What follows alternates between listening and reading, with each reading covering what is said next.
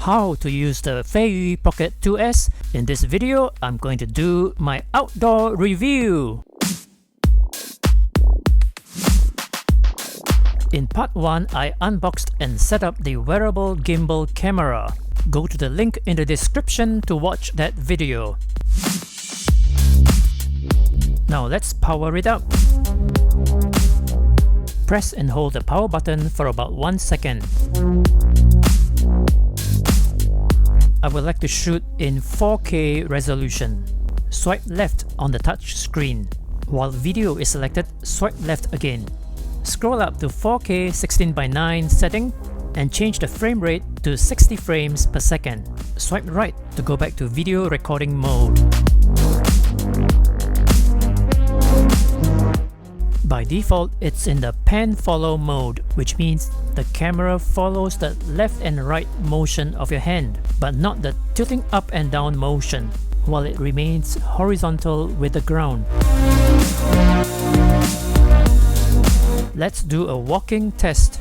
Of course it's smooth, but it doesn't get rid of my bobbing up and down while walking. How about a running test? It looks good, so definitely it's made for action. Press the joystick 3 times to go into selfie mode. In the selfie mode, the camera remains level with the ground. Look how smooth the selfie mode is even when I swing my arms.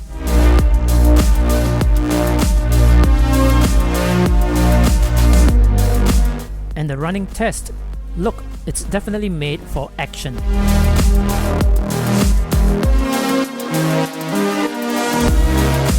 In the default pan follow mode, you can't do this. You can't tilt the camera up or down. You will have to swipe up the touch screen and select follow mode. In the follow mode, the camera still follows the horizontal left-right motion of your hand, but this time it also follows the tilting up and down motion.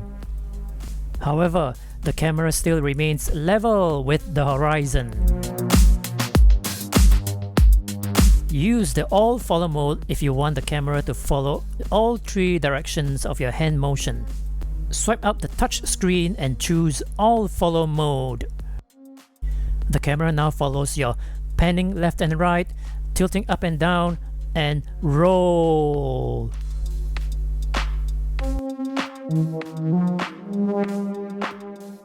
Double tap on the joystick to recenter the camera in case it points in the wrong direction. Hyperlapse is a fast-forward recording while I'm walking. I really wish gimbals have got the 4th axis to stabilize my up and down bobbing. Swipe left on the touch screen, scroll up to Timelapse, swipe left on the Timelapse and choose Hyperlapse. From inside Hyperlapse, I can choose 4K recording. Swipe right to start using Hyperlapse.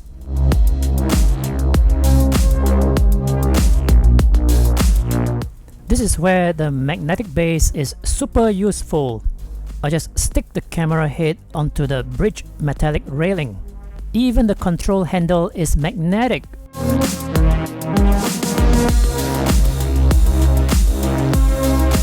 You are now watching a motion time-lapse. Unlike hyperlapse, motion time-lapse is where the camera stays fixed in one location while it moves from one scene to another scene.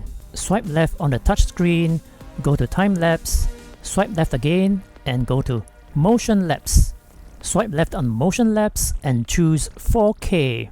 Swipe right and get ready to set the 2 positions. Move the camera manually to point at the first scene and press the plus button in the middle. Move the camera manually to point at the second scene and press that plus button again. Finally, press the record button and the camera will go back to the first position and start recording the motion time-lapse.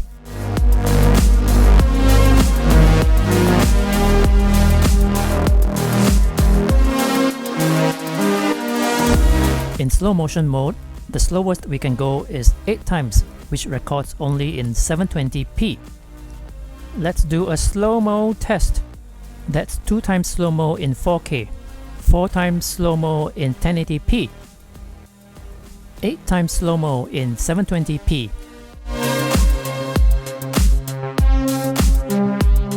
There is a touch zoom button on the right hand side that allows me to zoom in to 4 times, but I'm never gonna use it because it's digital zoom. Press and hold the joystick to enter lock mode. In the lock mode, the camera stays fixed, pointing in one direction, no matter how you move your hand.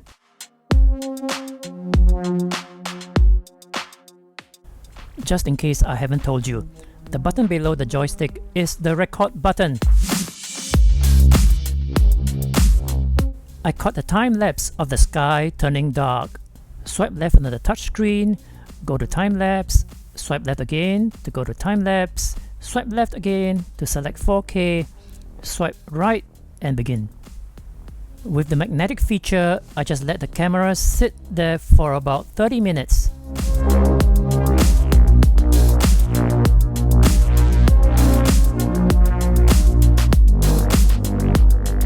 How does it perform in low light?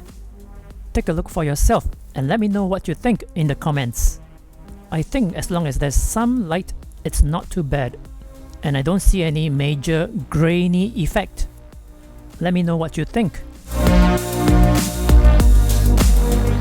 After using for about 3 hours and recording in 4K resolution, the battery power dropped from 100% to about 37%. Now let's go back indoors and test out more features and accessories. Features like face tracking mode, smartphone app remote control, HDMI output for live streaming, and a few very useful accessories. I will review all that in the next video. Check out the link in the description to watch the full review. Feel free to leave a comment or question. If you like this video, click the thumbs up and share this video with your friends. And if you haven't done so, subscribe! This is Adrian Lee from Video Lane. See you in the next one.